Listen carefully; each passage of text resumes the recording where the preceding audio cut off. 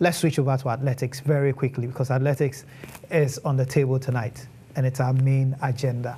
The London 2017 World Athletics Championship will start from the 4th of August. Athletics championships come every 2 years.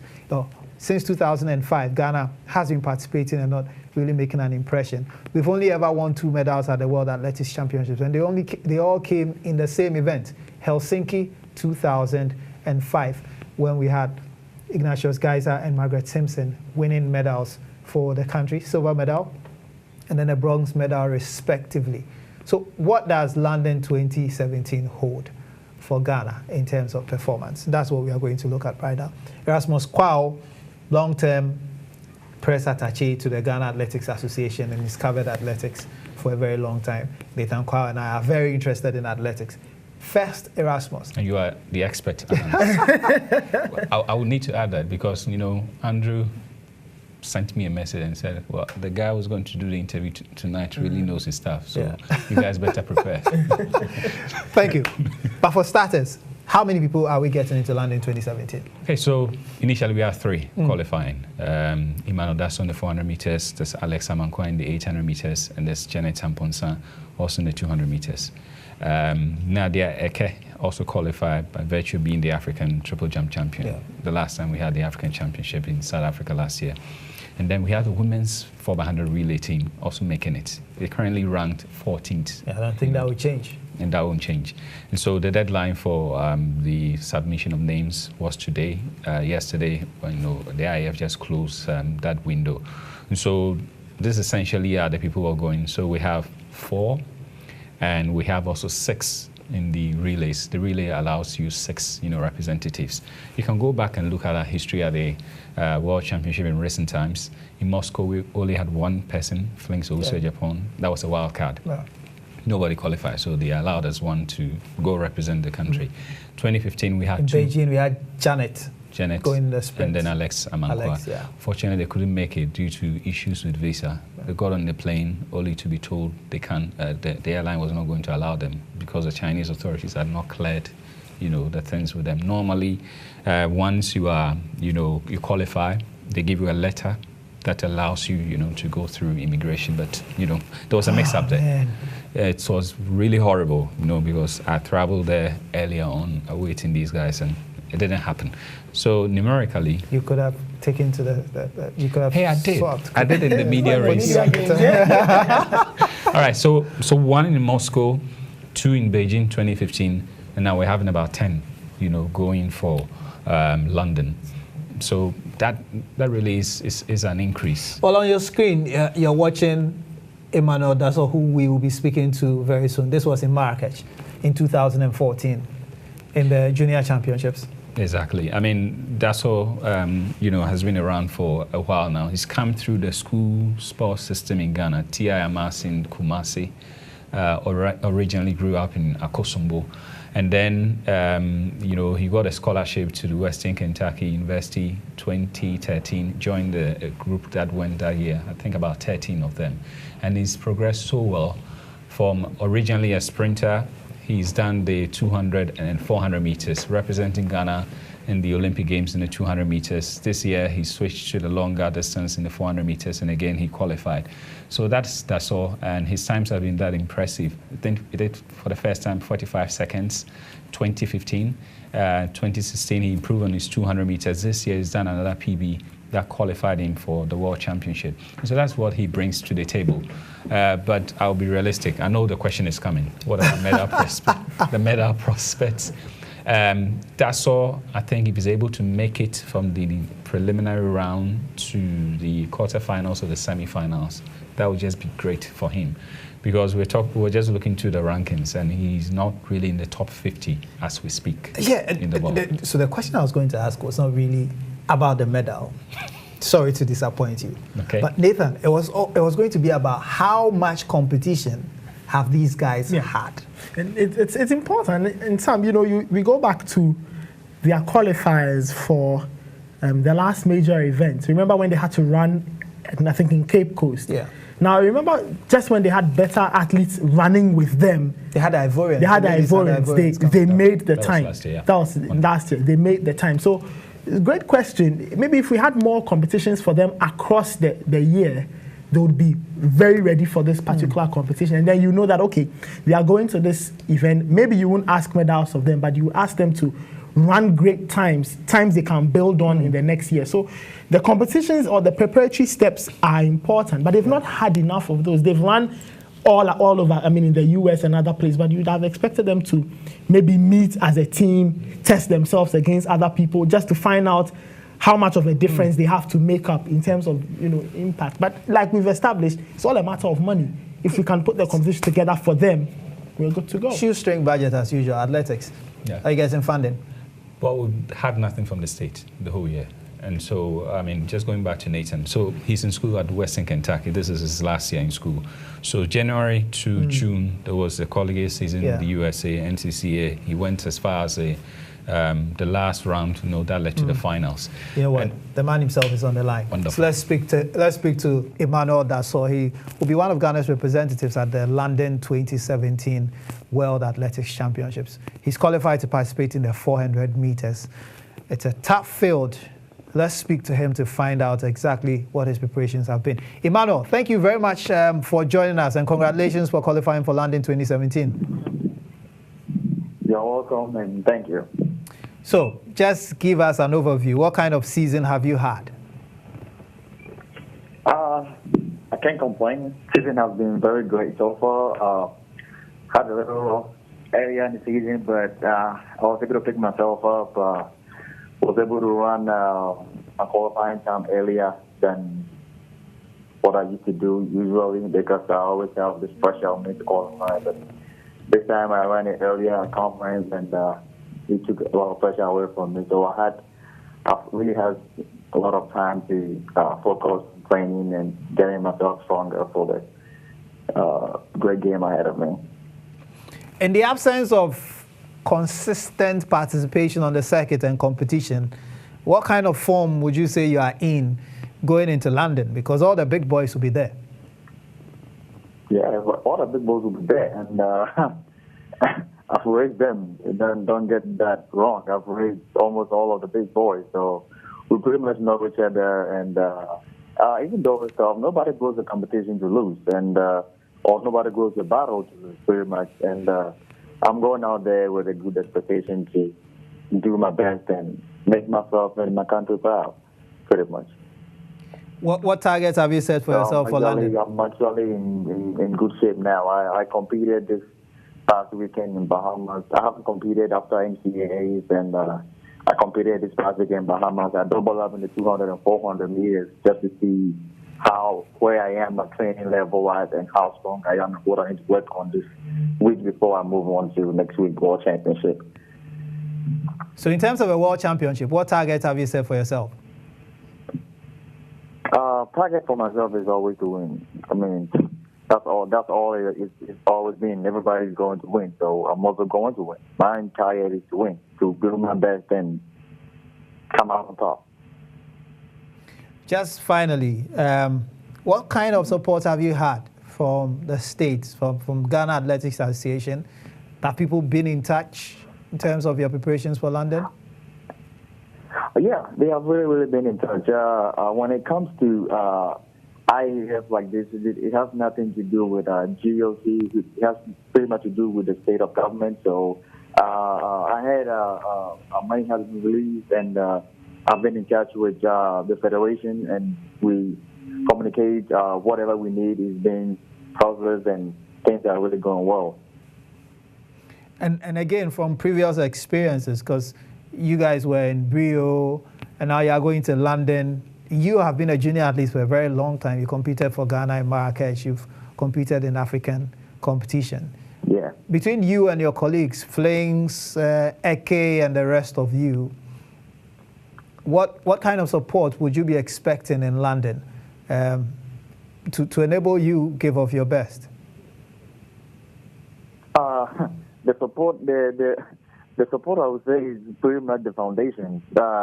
We don't need any support on there. When we get to London, we don't need any support. It's just all about just executing the race, doing your best, staying focused. And when you put things like money issues and again, in the picture, that is when you lose track of what you are there to do. Our main focus is just there, compete to our best of our ability, to make ourselves proud and our nation proud.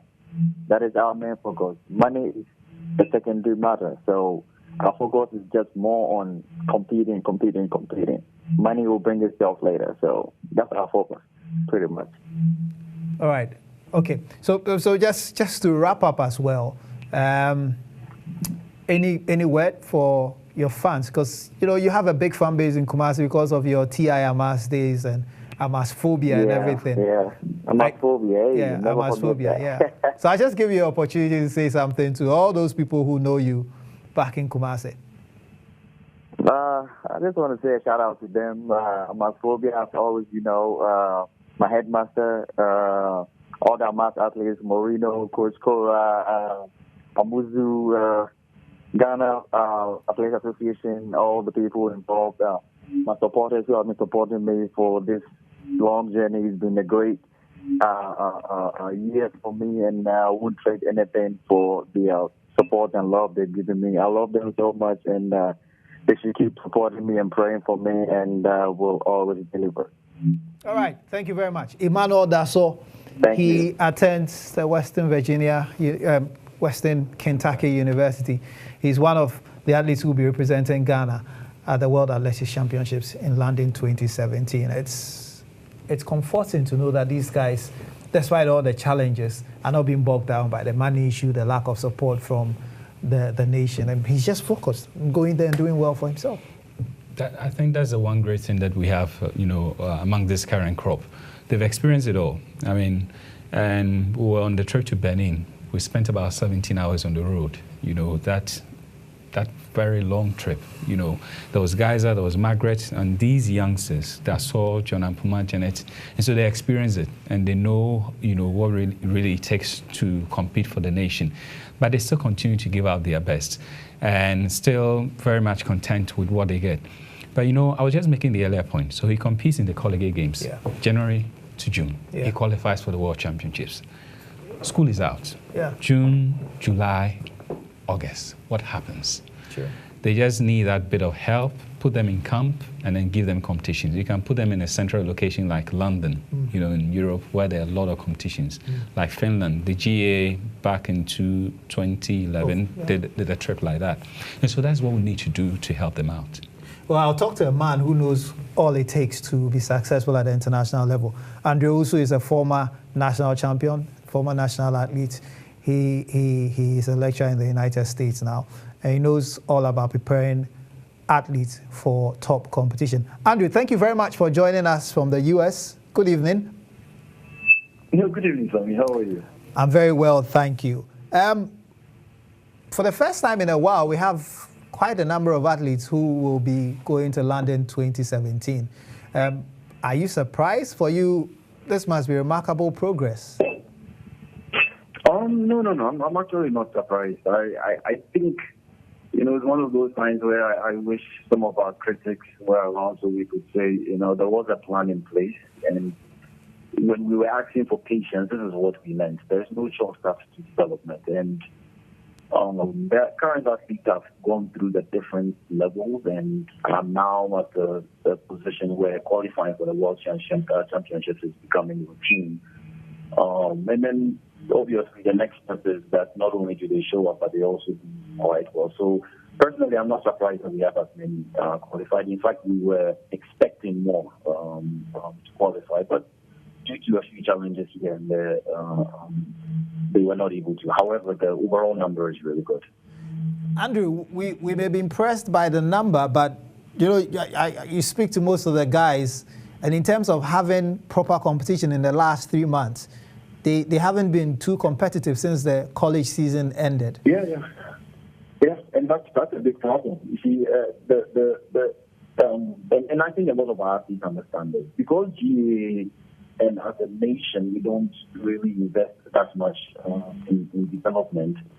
The route which we've taken over the past few years in terms of development, which is the U.S. collegiate system, also have its disadvantages. And some of the disadvantages is what we have seen. And once the season ends in the first week of June, between June and, let's say, the championships is in August, then somebody else has to pick up the bill for keeping them going. And so the lack of competition for some of them is really a matter of concern for me in terms of preparation going in.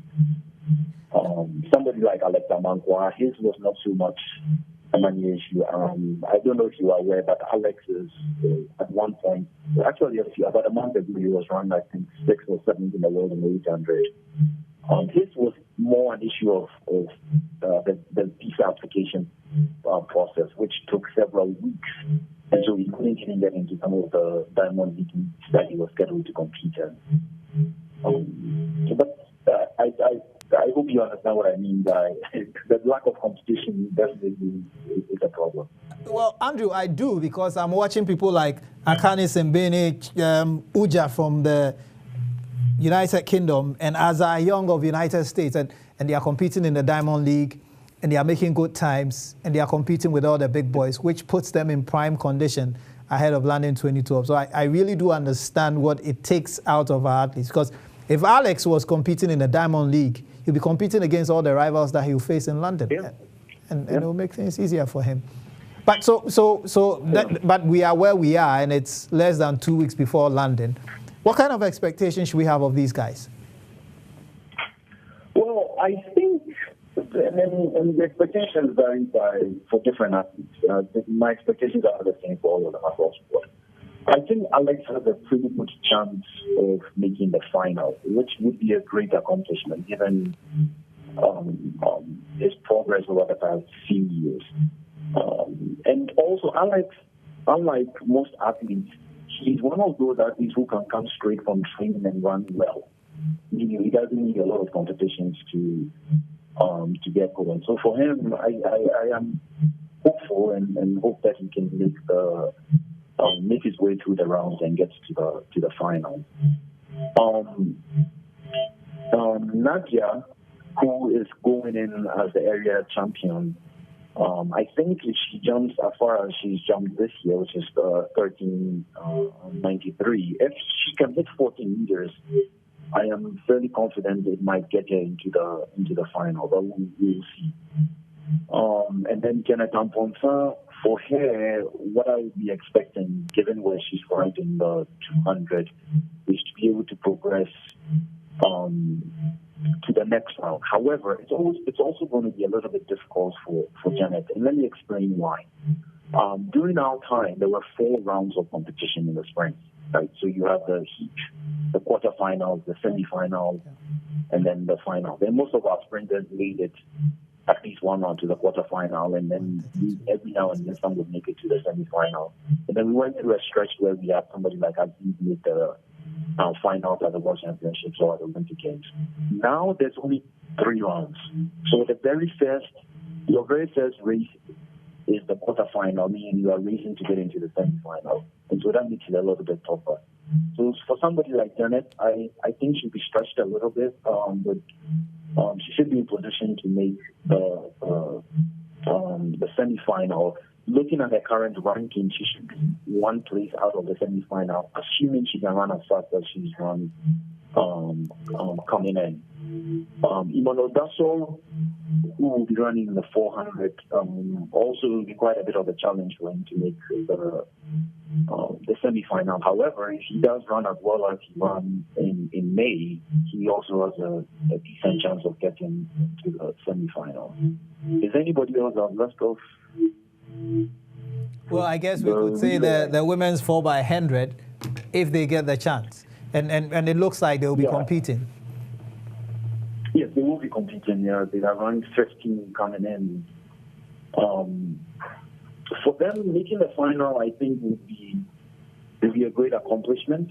I think it will be quite difficult because there are only 8 places and there are around 15 coming in, so that would be quite a bit of a challenge. So for them, my personal expectation, or what I hope they can do, is to finish ranked higher than they are going in.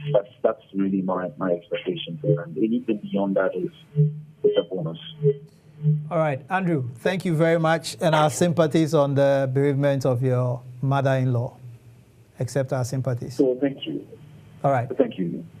Thank you for joining us. That was Andrew Owusu, former triple jump champion. He's competed for Ghana at various international events, joining us all the way from the US of A. So he's given us the verdict, essentially done an event-by-event analysis. We want progress. We know that we can't expect medals. Is it a fair assessment? Yeah, we want personal best. In Ghana, when you say personal best, it turns to another thing. Yes, we really want progress. I think numerically, we've improved on the numbers we sent to the Olympics. In Beijing, there were 3. In London, there were 3. And in Rio, there was 11. And in Moscow, there was only 1. Beijing, 2. And now we're sending 10. And so we want that improvement. The athletes want that improvement even a lot more than us, sitting there in the studio. So I'll just make this, add one last point on this issue. So last year, we had Coco from Ghana signing a 1-year deal with the GOC to help our team out prior to the Olympics and even during the Olympics. At the end of it, they also signed a letter of intent to extend to Tokyo 2020. In the first year, they're going to pump in 1.7 million euros. All right. Now, this is going to go into technical development, sending athletes out for competitions, doing even facilities. And this will be administered by the GOC? By the GOC. And there will be a foundation that's made up of GOC members and that of Coco from Ghana. They were supposed to make up the board. This, for me, could be the solution we've been looking out for. And I know the deal was supposed to have been signed in May. If it had been, this year, then I'm quite sure it would have been positive for us to send the boxers to the African Championship. It would have been possible for us to send the relay team to the World Relays because they focus on those who have potential to do something in Tokyo 2020. So I'm really hopeful that going forward, we can sign this deal. Well, I have something to share with Ghanaians before I go for a break, and that's the highlights from a documentary done by The Guardian in the UK called The Sprinter Factory, which is just to give you a fair idea as to how seriously others take athletics and what it's doing for them. And there's no greater example than Jamaica and how they are churning out athletes, especially sprinters, in the last few years. They haven't reinvented the wheel. They just put in hard work. And this is what they've been doing.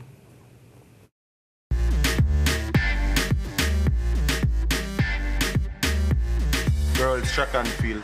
Yeah, it's serious business in Jamaica. First 60 have to be quick, right away. Burn up the shot. Oh. There are so many girls wanting to be a part of this great legacy that we have in Jamaica. There's no other school in Jamaica that produces the amount of athletes going to the Olympics as St. Jago School. All if you have a gunshot wound, you have to trade. The pressure is immense. The pressure is immense. If your shoes are bad, you run barefoot. Let's go, let's go! These kids are hungry. They're from poor families and they see this as a vehicle to take them out of poverty and, to breed success. Don't come across the chest, ask the elbows back. Pocket, shoulder, pocket, shoulder. All right? So if somebody behind you, you have to elbow them. Soon and very soon, I'm going to have my Olympic champion. I mean, there are a lot of prospects here. I couldn't tell you who's going to make the transition. But first, we have the boys and girls champ.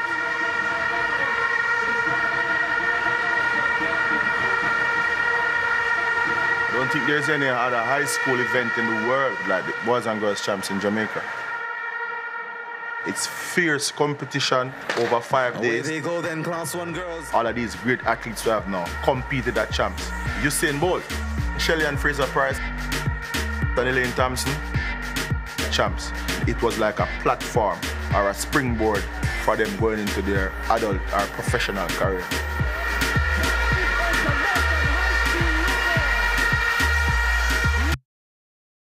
So that's how they do it in Jamaica.